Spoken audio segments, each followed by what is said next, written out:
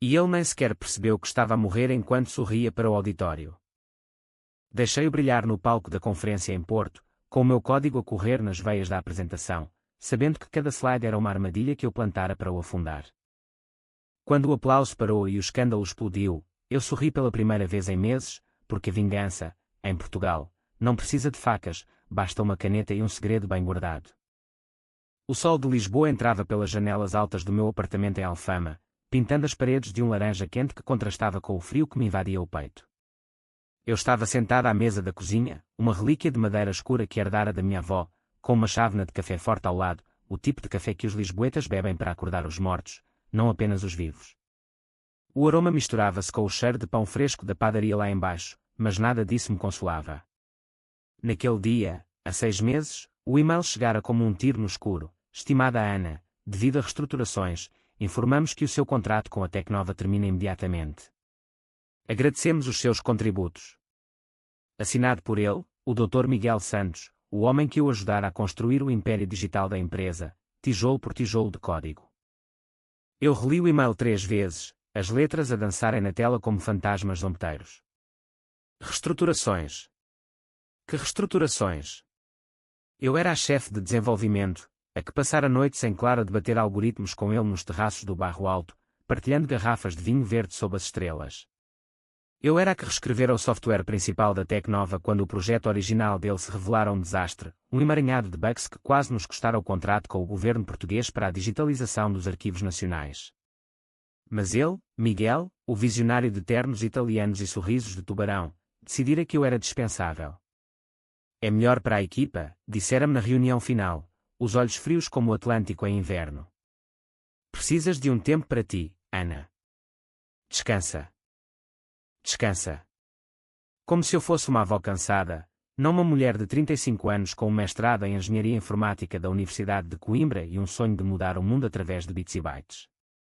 Eu saí do escritório naquela tarde com a caixa de pertences nos braços, o meu laptop, alguns cadernos rabiscados, uma foto emoldurada da minha equipa no último Natal, com todos a rir à volta de um bacalhau assado.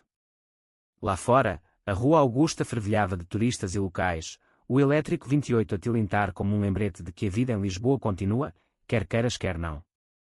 Mas eu parei no meio da multidão, o coração a bater como o sino da Sé de Lisboa, e jurei, ele pagaria. Não com sangue, mas com a sua própria arrogância. Voltei para casa e, em vez de chorar ou afogar as mágoas em pastéis de nata, abri o meu laptop. O código do projeto, o grande segredo da Tecnova, o projeto Tejo, um sistema de IA para gerir dados históricos portugueses, ainda estava acessível no meu disco rígido pessoal. Eu fizera backups, claro, era o meu hábito paranoico, aprendido nas noites de hackathons em Aveiro. Comecei a reescrever. Linha por linha, módulo por módulo. Não era só correção, era uma reconstrução.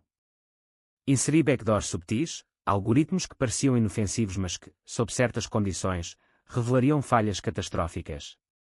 Um erro de arredondamento aqui, uma dependência circular ali, nada que um teste superficial detectasse, mas tudo projetado para colapsar sob pressão, como um castelo de cartas ao vento do chiado.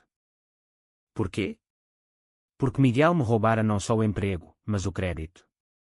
Ele apresentara o projeto Tejo como sua visão genial numa conferência em Madrid meses antes, e eu ficara nos bastidores, a consertar os estragos. Agora, com a grande apresentação na Web Summit em Lisboa, o evento que colocaria a Tecnova no mapa global, ele ia brilhar sozinho. Mas eu garantiria que o brilho se transformasse em chamas. As semanas seguintes foram um vórtice de solidão e fúria controlada. Eu vagueava pelas ruas de Lisboa como um fantasma, subia ao castelo de São Jorge ao amanhecer, onde o vento do Tejo sussurrava promessas de justiça, sentava-me nos cafés do Príncipe Real, observando casais felizes enquanto o meu telemóvel vibrava com mensagens de ex-colegas, sinto a tua falta, Ana. O Miguel está a enlouquecer sem ti. Eu respondia com emojis neutros, mas por dentro, o plano fervia.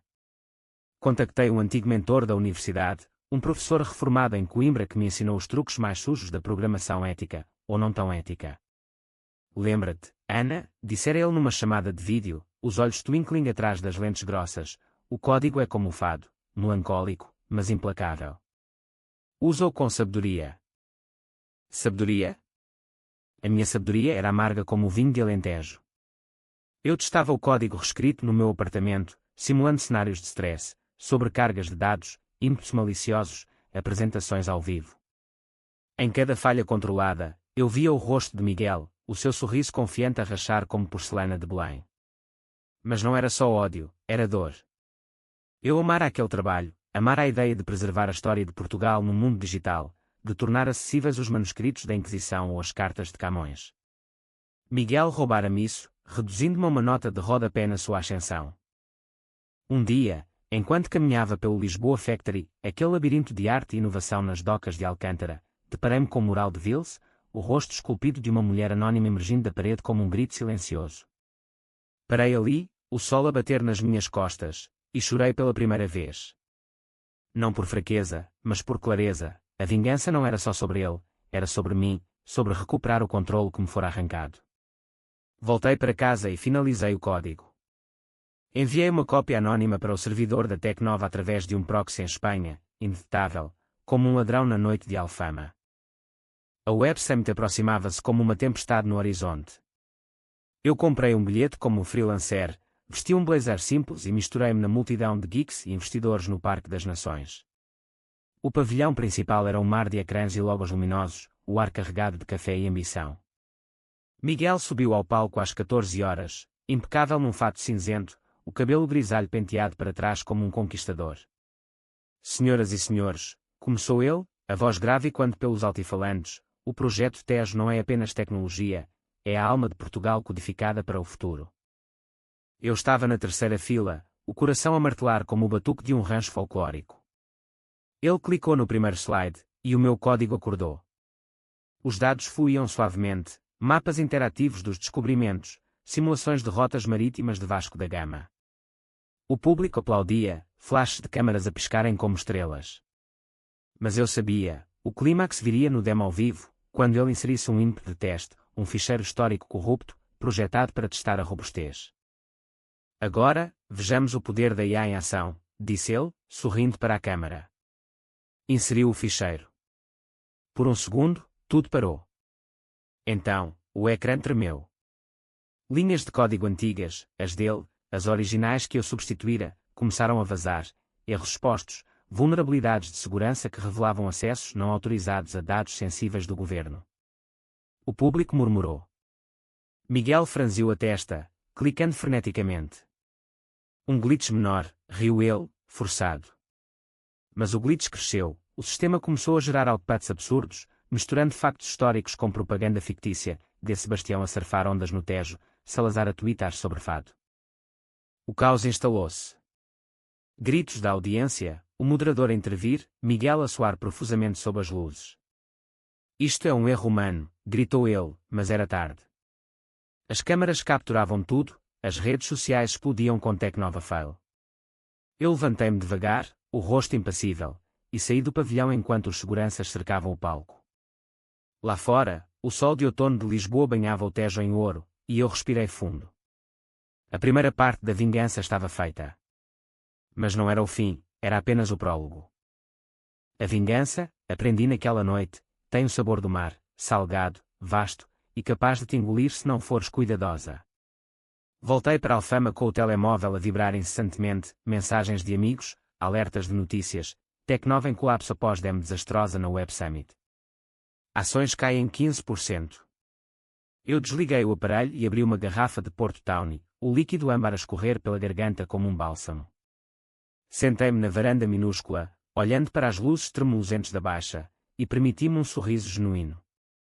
Miguel pensaria que era um bug aleatório, um azar do destino. Mas eu sabia a verdade, cada linha falha era uma cicatriz que eu gravara na sua carne digital. No dia seguinte, o escândalo dominava os jornais.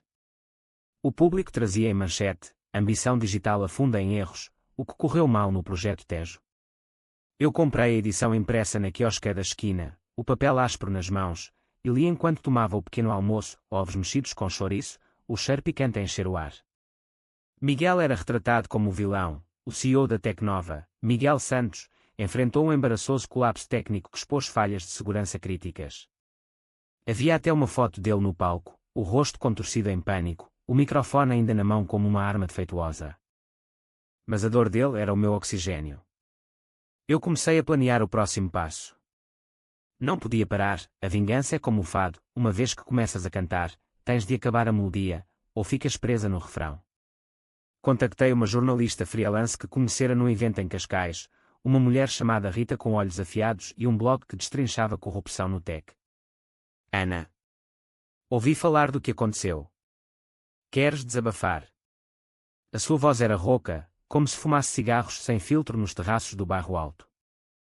Encontrei-me com ela no Time Out Market, no centro de Lisboa, onde o burburinho de conversas e o aroma de mariscos grelhados criavam uma cortina de anonimato. Sentámo-nos numa mesa ao canto, com vistas para o Tejo, e eu entreguei-lhe um pendrive. Não é desabafo, Rita. É prova. Miguel não só me demitiu sem motivo, como roubou o meu trabalho. Este código mostra como ele ignorou avisos de segurança para cortar custos. Mentira parcial, o código era limpo, mas apontava para decisões dele que eu manipulava para parecerem criminosas. Rita folheou os ficheiros no seu laptop, os olhos a arregalarem-se. Isto é dinamite, Ana. Se for a público, ele afunda de vez. Então, acendo o pavio, respondi, bebendo um copo de vinho branco fresco. Enquanto falávamos, observava o rio lá embaixo, barcos a deslizar como segredos à tona da água. Rita era o tipo de pessoa que Portugal produz em abundância, resiliente, cética, com um sentido de justiça afiado como uma faca de cozinha alentejana. Ela prometeu um artigo no dia seguinte, e cumpriu. A queda do rei digital, como Miguel Santos sacrificou a ética pela glória, titulado peça no seu blog, partilhado milhares de vezes no Twitter português. O backlash foi imediato. Ações da Tecnova a despencarem mais 20%, investidores a exigirem auditorias, o governo a congelar o contrato do projeto Tejo.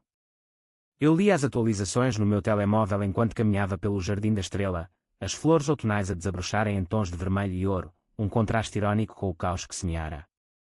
Mas então, veio o telefonema que eu esperava, e temia. O número de Miguel. Ana, és tu. Preciso de falar contigo. Isto é uma loucura. Volta, por favor. Eu cometi um erro.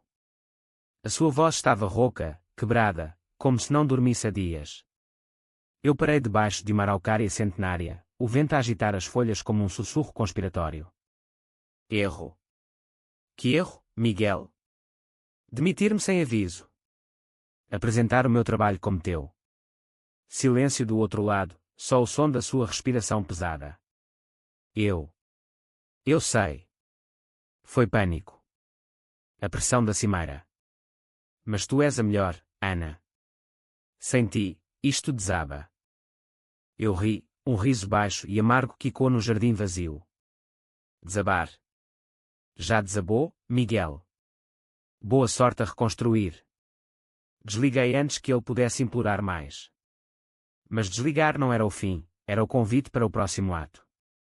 Naquela noite, sonhei com o Tejo a engolir Lisboa inteira, e eu, de pé na margem, a dirigir as correntes. Os dias seguintes foram uma dança de sombras. Eu candidatei-me a freelances, mas o meu foco estava noutro lugar, infiltrar-me mais fundo. Usando contactos da universidade, acedi a fóruns underground de hackers portugueses, aqueles rapazes de Braga e Porto que codificam por diversão, bebendo cerveja Superboc em caves úmidas. Preciso de um favor, escrevi num chat encriptado. Algo para expor e-mails internos da Tecnova. Eles riram, ou o que passa por riso em emojis, e entregaram uma pilha de correspondência que mostrava Miguel a mentir para o conselho, a desviar fundos para o seu salário. Enviei os e-mails anónimos para Rita, que os publicou com um estrondo. Agora, não era só tech, era escândalo financeiro. Jornais como o Expresso entravam na dança, Tecnova, o império de mentiras de Miguel Santos. Eu via-o nas notícias da TV, o rosto envelhecido 10 anos em uma semana, a defender-se em entrevistas gaguejadas no estúdio da SIC. Foi um mal-entendido, balbuciava ele, os olhos vermelhos como se chorasse vinho tinto. Mas a minha dor não se extinguia com a dele. Numa noite chuvosa, enquanto a chuva batia nas telhas de Alfama como lágrimas não choradas, eu abri uma garrafa de ginginha, o licor de cereja que queima a garganta como memórias. Pensei na minha mãe, que morrera há 2 anos de cancro, deixando-me sozinha nesta cidade de saudades. Ela sempre dissera, Ana, a vida em Portugal é como o azulejo, bela, mas frágil. Cuida do que constróis. Eu construíra algo belo na Tecnova, e Miguel esmagara-o. Agora, eu esmagava de volta. O golpe final aproximava-se, a Assembleia Geral dos Acionistas em Coimbra, a cidade universitária onde tudo começara para mim. Eu comprei um bilhete de comboio na Santa Apolónia, o apito do Intercidades a soar como um chamado ao destino. No caminho, o Douro desenrolava-se pela janela, vinhas outonais em chamas vermelhas, e eu revivi cada momento, o dia em que conhecera Miguel numa feira de emprego, o seu encanto inicial como o sol de Estoril, a forma como ele me usara e descartara como um guardanapo usado num jantar de marisco. Cheguei a Coimbra ao entardecer, o ar fresco carregado de cheiro a rio e história. O hotel era modesto, perto da Sé Velha, e eu passei a noite a preparar o meu disfarce, uma peruca loira, óculos escuros, um crachá falso de consultora independente. Na manhã seguinte, entrei no auditório da universidade, o coração a bater como o sino da torre. Miguel estava no pódio, suado e desesperado, a tentar reconquistar a confiança. Vamos reestruturar, contratar novos talentos, prometia ele. Foi então que ativei o último backdoor, via app no meu telemóvel. O ecrã por trás dele iluminou-se com e-mails vazados, saldos desviados, provas de plágio no código original. Gritos, pânico, acionistas a levantarem-se. Miguel virou-se, o rosto pálido como cera, e os nossos olhares cruzaram-se por um segundo. Ele não me reconheceu, mas eu vi o reconhecimento na sua alma, a traição reescrita, finalmente lida. Saí dali enquanto a multidão rugia, o sol de Coimbra a brilhar como uma absolvição. A vingança estava completa. Não ainda. Havia mais camadas, mais segredos a desenterrar. Porque em Portugal, as histórias de traição nunca acabam num ato, elas ecoam como o fado nas ruas estreitas, eternas e inescapáveis. A viagem de regresso a Lisboa foi um borrão de campos dourados e pensamentos negros. O comboio chocalhava sobre os carris como os meus nervos, cada solavanco um lembrete do abalo que causara em Coimbra. Eu tirei a peruca no lavatório do comboio, olhando para o meu reflexo no espelho rachado, olhos inchados, mas vivos, como se pela primeira vez em meses eu respirasse ar puro em vez de ozônio de escritório. O pendrive com as provas ainda no bolso, quente contra a minha coxa, como um talismã contrabandeado de uma batalha. Chegada à estação, o ar noturno de Lisboa envolvia-me como um abraço relutante, cheiro a castanhas assadas dos vendedores ambulantes, o murmúrio distante do metro. Tomei um táxi para Alfama, o motorista um homem de bigode espesso que comentou o escândalo da Tecnova no rádio. Aquele Santos é um patife, hein? Merece o que lhe vem. Eu sorri para a janela, vendo as luzes da ponte 25 de Abril piscarem como estrelas caídas no Tejo. Merece, sim.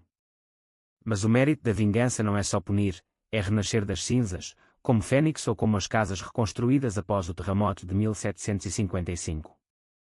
No apartamento, abri o laptop e vi as notificações, o artigo de Rita Viral, partilhas de milhares, hashtags como Justiça para Ana a emergirem organicamente, alguém descobrira o meu nome nos créditos antigos do projeto Tejo. O pânico apertou-me o peito. Exposição. Não era parte do plano. Mas talvez fosse inevitável. Em Portugal, os segredos têm pernas curtas, como os rumores nos mercados de peixe da Doca do Beato. Dormi pouco naquela noite, sonhando com Miguel a afogar-se em código, bolhas de zeros e uns a subirem à superfície.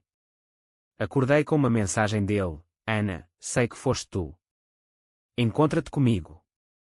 Podemos resolver isto. O tom era suplicante, mas eu detei a ameaça por baixo, como o veneno num copo de aguardente. Resolvi? Não, Miguel.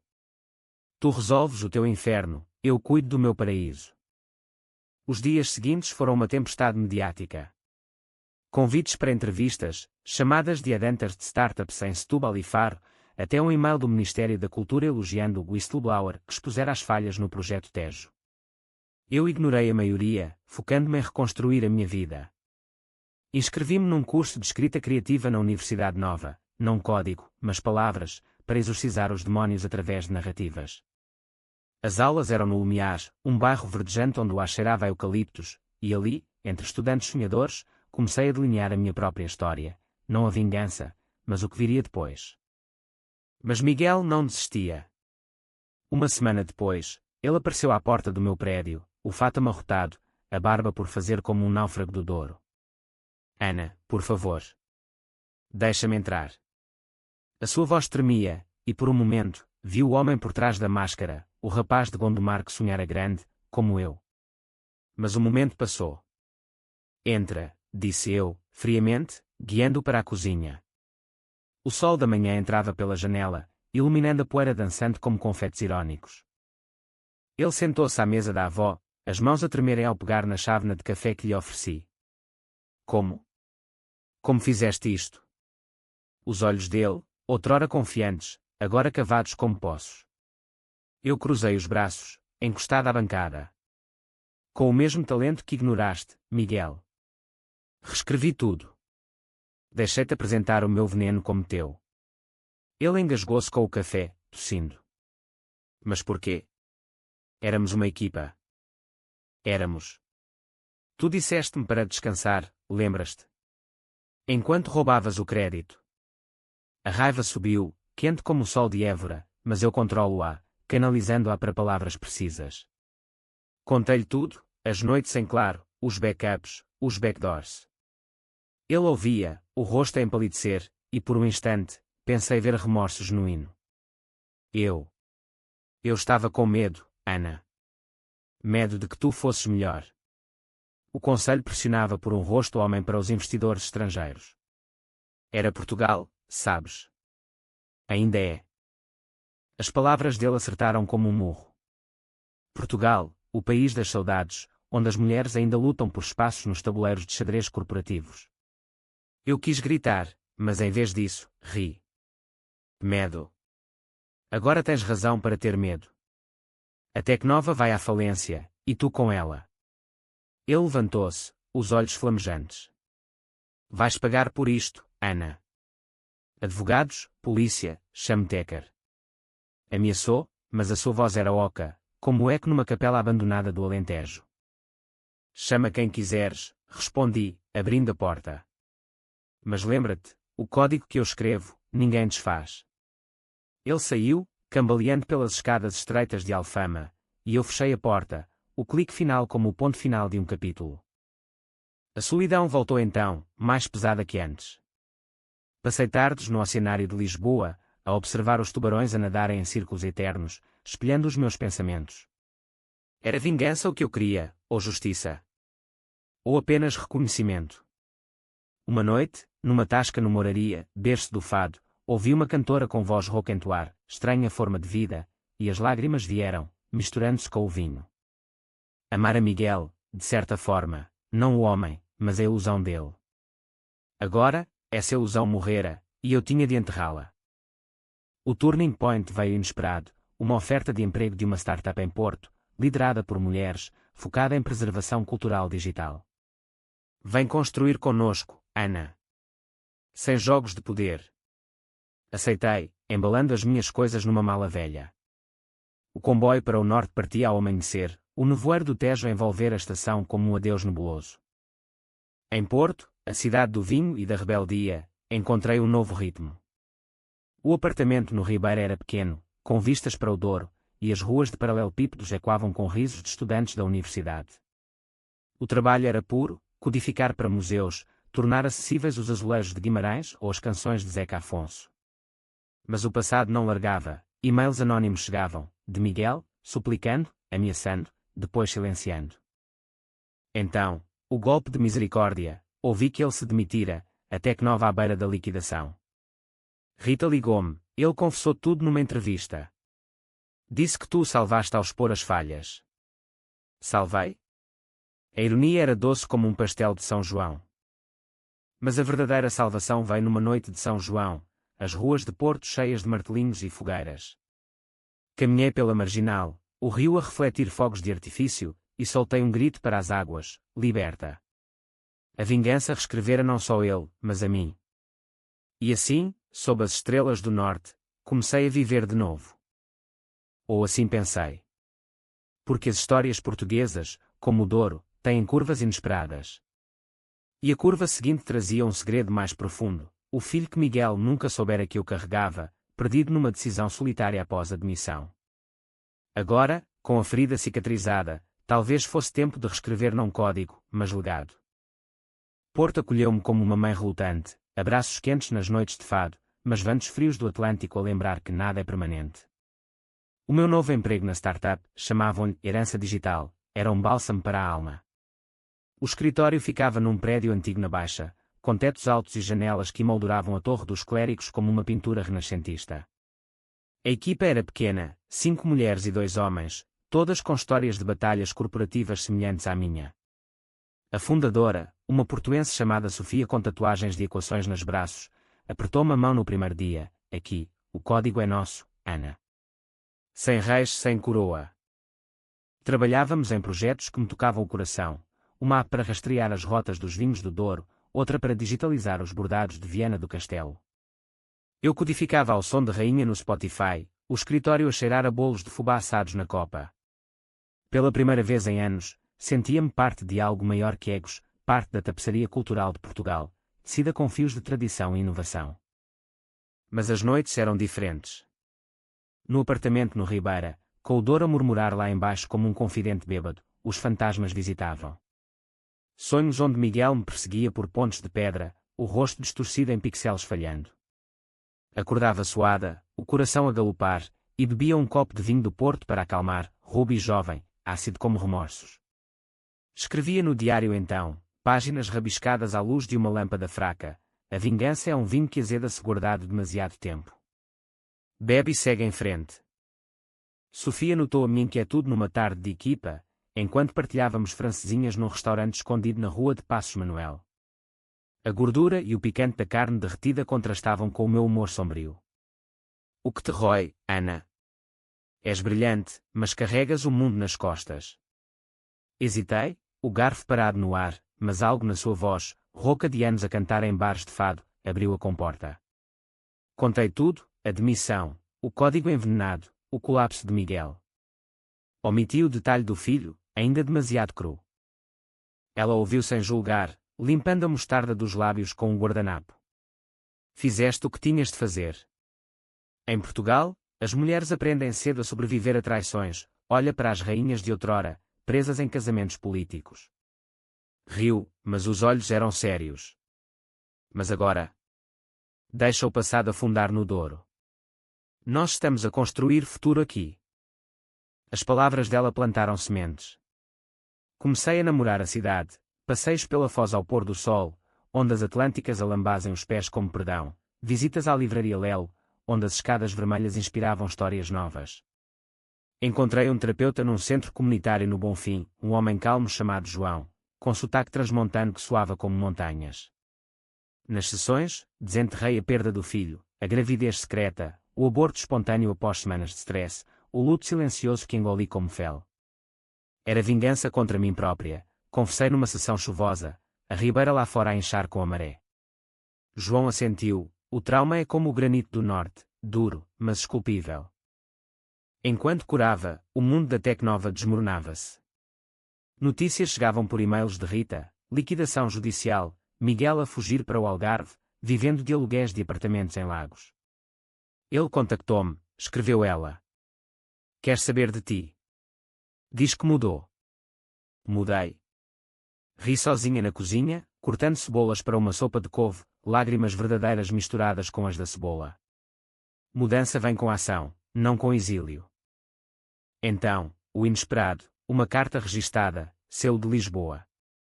Abri-a com mãos trêmulas, o cheiro a papel oficial a invadir o ar. Era de um advogado, Sra. Ana Silva, em nome do Dr. Miguel Santos, convidamo-la a uma mediação privada. Proposta de acordo confidencial. O montante. Suficiente para comprar uma casa no Porto, mais uma desculpa pública. Sentei-me no chão, o Douro a rir lá embaixo, e chorei, não de tristeza, mas de fúria renovada.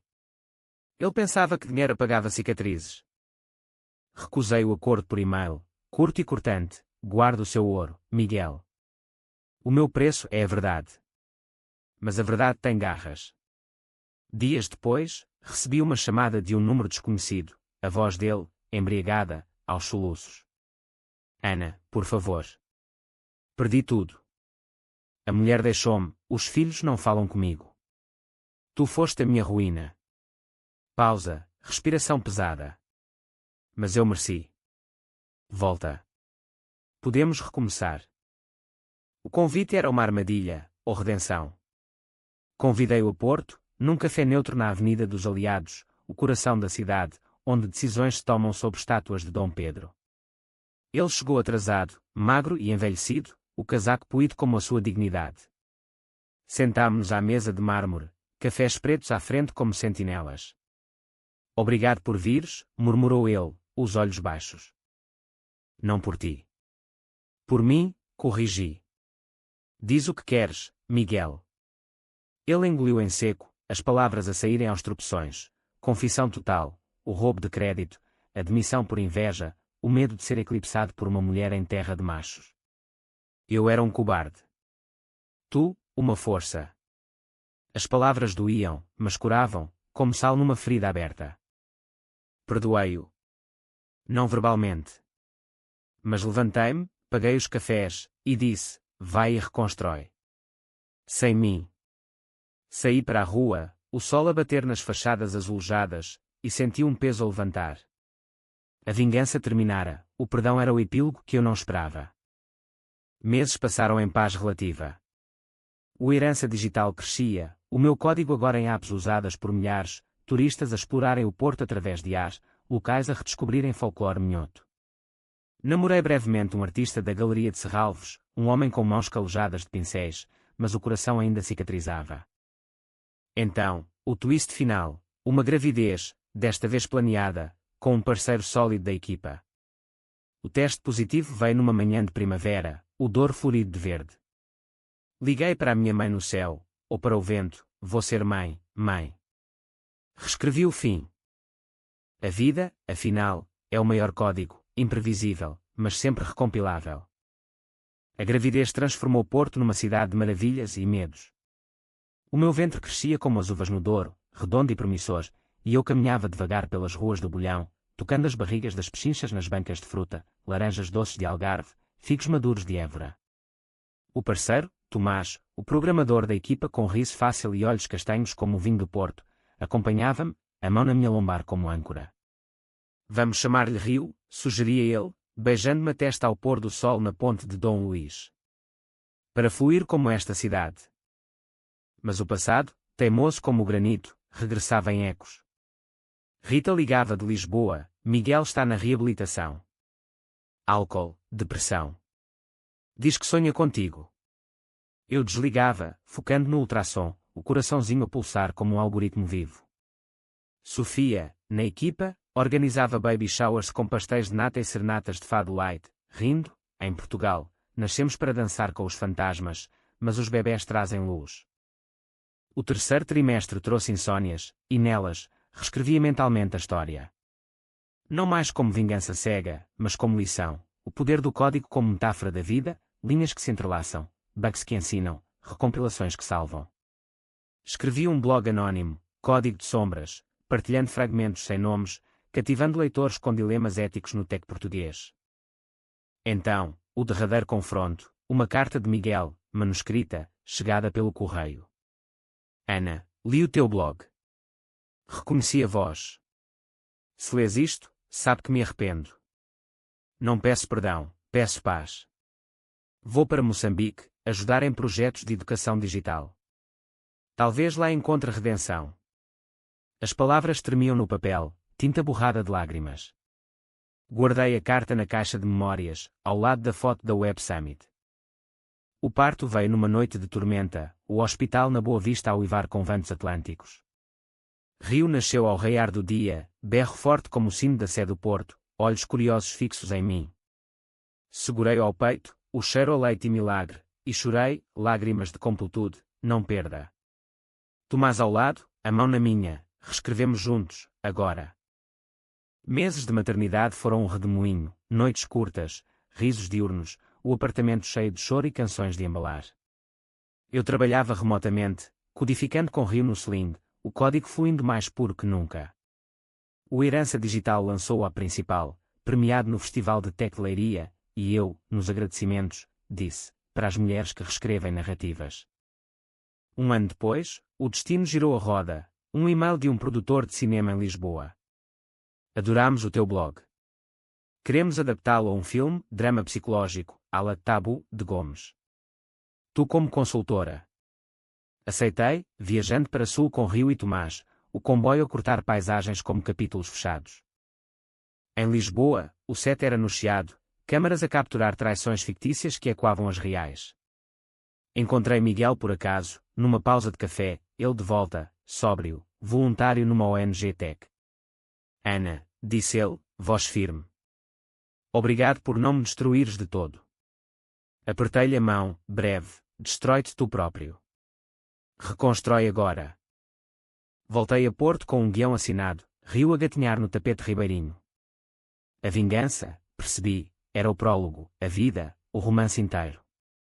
E em Portugal, onde o fado chora mas dança, reescrevemos sempre. 2 anos após o nascimento de Rio, a vida em Porto solidificara-se como o vinho envelhecido nas caves da Grams, rica, complexa, com notas de doçura inesperada. O Herança Digital expandira-se, abrindo um escritório em Coimbra, e eu liderava agora uma equipa de 10, codificando para a Unesco, preservando património imaterial português, de ranchos folclóricos a receitas de caldeirada. Tomás e eu casáramos numa cerimónia simples na capela dos Malesperes, com fado e francesinhas, Rio a tirar pétalas com mãos pegajosas de doce. Mas o filme, Sombras Codificadas, tornara-me semipública. Estreou no Festival de Cinema de Évora, o ecrã ao ar livre sob estrelas alentejanas, o público a aplaudir cenas que espelhavam a minha dor, uma programadora traída, vingança digital, redenção no Tejo. Críticas no Diário de Notícias, um thriller psicológico que captura a alma portuguesa, traição, fado e resiliência. Eu assisti anónima na multidão, Rio adormecido no colo, o coração a inchar de orgulho misturado com melancolia. Miguel apareceu no after party, convidado como extra, o seu arco no filme inspirado na nossa história, um CEO caído que se redime em África. Parabéns, Ana, disse ele, copo de água na mão, olhos claros de sobriedade. O filme. Dói, mas cura. Conversámos pela primeira vez sem veneno, ele contara a sua jornada em Maputo, ensinando miúdos a codificar em barracas de zinco, encontrando propósito onde perdera. Tu foste o catalisador, admitiu. Eu assenti, e tu, o alerta. A reconciliação não era amizade, mas paz, como tréguas após uma tourada em barrancos, respeito mútuo sem feridas abertas. Ele seguiu para o seu caminho, eu, para o norte, com o comboio a levar-me de volta ao abraço de Porto. A maternidade com Rio era um equilíbrio precário, dias de código e playground na rotunda da Boa Vista, noites de histórias sobre princesas programadoras. Ele herdara a minha curiosidade, desmontando brinquedos para ver os segredos dentro. Mamã, posso fazer um robô que voa como São João? Perguntava, olhos brilhantes. Eu ria, ensinando-lhe linhas básicas em Python, if vingança, print, perdão, else, print, cresce. Mas desafios vinham, a startup enfrentava uma crise, um investidor estrangeiro a exigir controle, e quando Miguel. Desta vez, lutei aberta, apresentações no Investor Deck, dados irrefutáveis, a minha voz firme como o granito. Herança digital é nossa, mulheres portuguesas tecendo futuro. Ganhei, o contrato salvo, e Sofia abraçou-me, vês. Reescreves vitórias agora. O clímax pessoal veio numa viagem a Lisboa, para o aniversário da minha avó, não, visita ao túmulo dela em Alto de São João, com Rio a correr entre lápides como um duende. O cemitério era um labirinto de mármore e saudades, o ar pesado de jasmins. Sentei-me na campa, contando a Rio histórias dela, a avó fazia o melhor arroz de marisco, e contava fados que faziam chorar as pedras. Ele plantou uma flor, pequena mão na terra, ela vive no teu código, mamã. As palavras dele acertaram fundo. Sim, vivia, na teimosia, na criatividade, na capacidade de reescrever dor em arte. Naquela noite, no hotel no Chiado, escrevi o epílogo do meu blog, a traição reescrita não acaba em ruína, acaba em renascimento. Para todas as Anas de Portugal, codifiquei o vosso destino. O texto viralizou, convites para palestras em universidades de Faro a Braga. Falei em Coimbra, a minha alma mater, para turmas de engenharia, o código é poder, mas o verdadeiro poder é ético. Usem para erguer, não derrubar. Os aplausos ecoaram como vindicação. Com o tempo, Tomás e eu pensamos num segundo filho, uma rapariga, talvez, chamada Tejo, para ligar norte e sul. A vida fluía, mas eu sabia, em Portugal, onde o passado sussurra nas pedras das calçadas, a vigilância é eterna. Miguel enviava postais de Moçambique, fotos de salas de aula cheias de sorrisos, eu respondia com atualizações de Rio, uma ponte tênue sobre o abismo. Uma tarde, enquanto codificava no escritório com vista para o Douro, Rio entrou a correr. Mamã, olha. Fiz um desenho de ti como super-heroína do código. O papel mostrava-me com capa de binário, derrotando um dragão de bugs. Ri, abraçando-o. És o meu herói, miúdo. A vingança, afinal, fora o dragão que eu matara para ele nascer livre. 5 anos após a Web Summit que mudara tudo, sentei-me na varanda do nosso apartamento renovado no Ribeira, o Douro a estender-se como um tapete de safira ao entardecer. Rio, agora uma criança de 5 anos com pernas compridas e mente afiada, jogava xadrez com Tomás na mesa ao lado, peças esculpidas em cortiça alentejana, o tabuleiro um mapa de estratégias. Tejo, a nossa filha de 2, dormia no berço, o polegar na boca, sonhando com quem sabe que mundos. O telefone vibrou, uma chamada de Sofia. Ana, grande notícia. O Herança Digital foi adquirido pela Google, mas mantemos controlo criativo. És VP agora. O riso dela era contagioso, e eu gritei de alegria, acordando Tejo que choramingou antes de rir também. VP. De Whistleblower a líder global, reescrevendo o script da minha carreira. Mas o verdadeiro triunfo era pessoal. O filme, Sombras Codificadas, ganhara um prémio na Berlinale, e eu fora convidada para um painel em Lisboa sobre mulheres no tech. Lá, sob as luzes do Coliseu dos Recreios, contei a minha jornada sem filtros. A traição ensinou-me que o código mais forte é o autêntico. Em Portugal, onde a história é escrita em sangue e poesia, reescrevemos com coragem. Na audiência, vi Miguel, de volta para uma conferência, aplaudindo de pé. Depois, aproximou-se, orgulhoso de ti, Ana. Como de uma filha que nunca tive. As palavras doíam docemente, evocando o fantasma do filho perdido, mas abracei-o brevemente. Somos família disfuncional, Miguel. Cuida-te. De regresso a Porto, organizei um jantar familiar no restaurante Astoria, vistas para o rio, pratos de tripas à moda com arroz de forno. Rio contou anedotas da escola, aprendi sobre o Marquês de Pombal, mamã. Ele reescreveu Lisboa após o terremoto. E eu sorri, vendo o ciclo, destruição, reconstrução, legado. Naquela noite, enquanto as crianças dormiam, Tomás e eu fizemos amor devagar, o corpo dele familiar como o código que escrevemos juntos. Amo-te, murmurou ele no escuro. A minha reescritora. Ri baixinho, e tu, o meu compilador. Olhando para trás, a vingança fora o fogo que forjara o aço. Sem ela, não teria Porto, não teria família, não teria voz. Agora, codifico para o futuro, apps que ensinam história a crianças, e a ética para preservar línguas regionais como o mirandês. O blog evoluiu para um livro, A Traição Reescrevida, lançado numa feira em Braga, autografias para mulheres que choravam, inspiraste-me a lutar. E assim, sob o céu estrelado do norte, fecho o laptop. O código dorme, mas sonha. Porque em Portugal, as histórias não acabam, elas recompilam, eternas como o Tejo que flui para o mar.